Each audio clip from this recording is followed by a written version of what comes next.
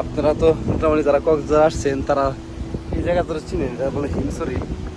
পাহাড় থেকে সমুদ্র দেখা যায় এই জায়গায় কক্সবাজার আসলে চেষ্টা করি আসার জন্য, ভালো লাগে আর কি। এই সমুদ্র, গর্জন, উপরে পাহাড়, সব মিলেই সুন্দর।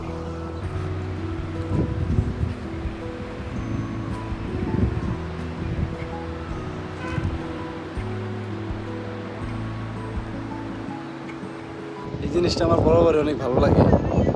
সুন্দর বাতাস, পাহাড় থেকে সমুদ্র দেখা, পাহাড় থেকে সমুদ্রের গর্জন শোনা, সব মিলে সুন্দর লাগে এই জিনিসটা।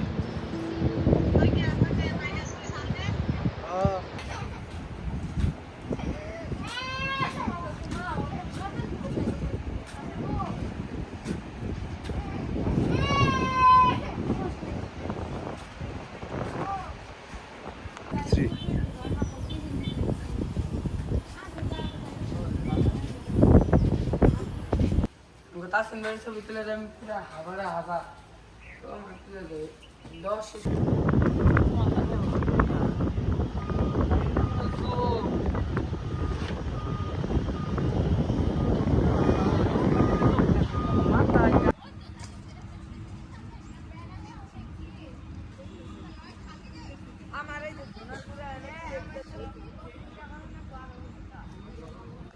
এভরিওয়ান, এখন আমি এই ঝাউবনের দিকে ঘুরতেছি।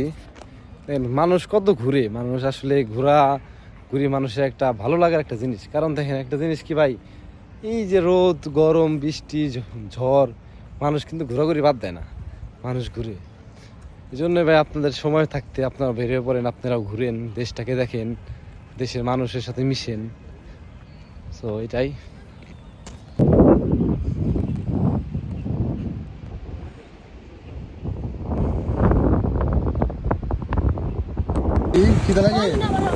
আমি রোজা থাকলে আমার ভালো লাগে, আর কি লাগে তাই মাছকে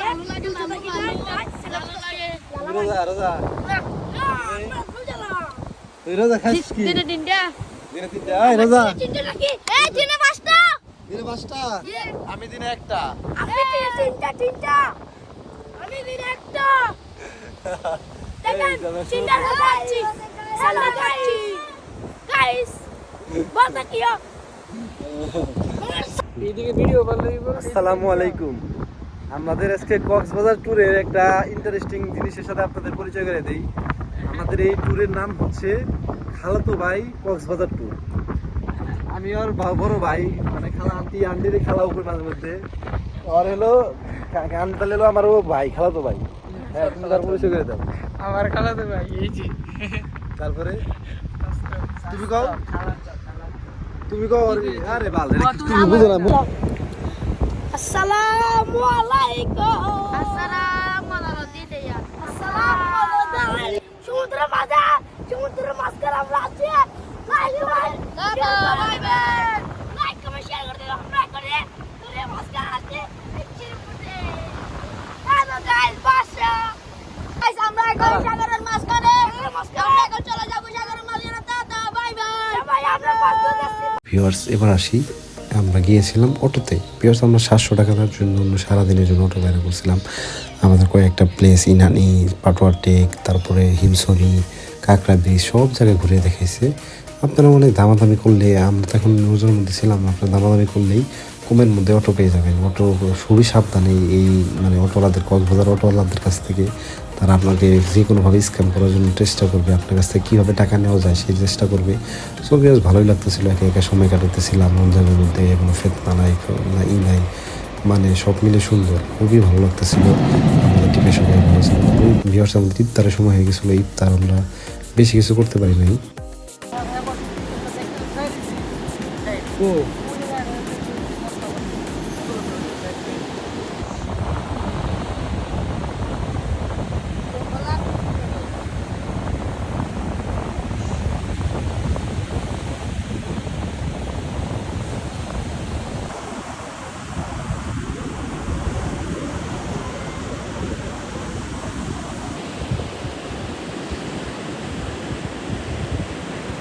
ভিডিওতে হালকা ডার্ক হয়ে যাবে।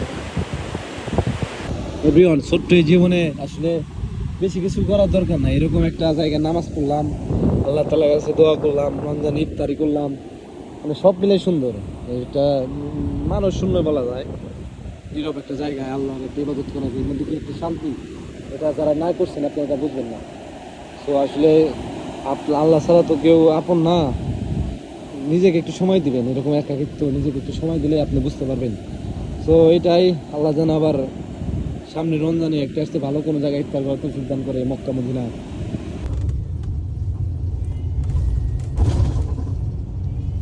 তারপর আমি একটা স্লিপারে রয়্যাল কক্সে উঠে একবার চান্দর বাসে নামে একবার একটা ঘুম দিছি, সকালে উঠে দেখি সকাল, সাথে সেহরি করছি, তারপরে অনেক মানে সব মোমেন্টগুলো কাটাইছি। তো সব মিলে ভালো লাগতেছিল আমার এই কক্সবাজার ইফতার। আসলে জীবনে এরকমই স্মৃতিচারণ করতে হবে, জীবনে বেশিরভাগ সময় মানুষ বাঁচে স্মৃতিচারণের জন্যই।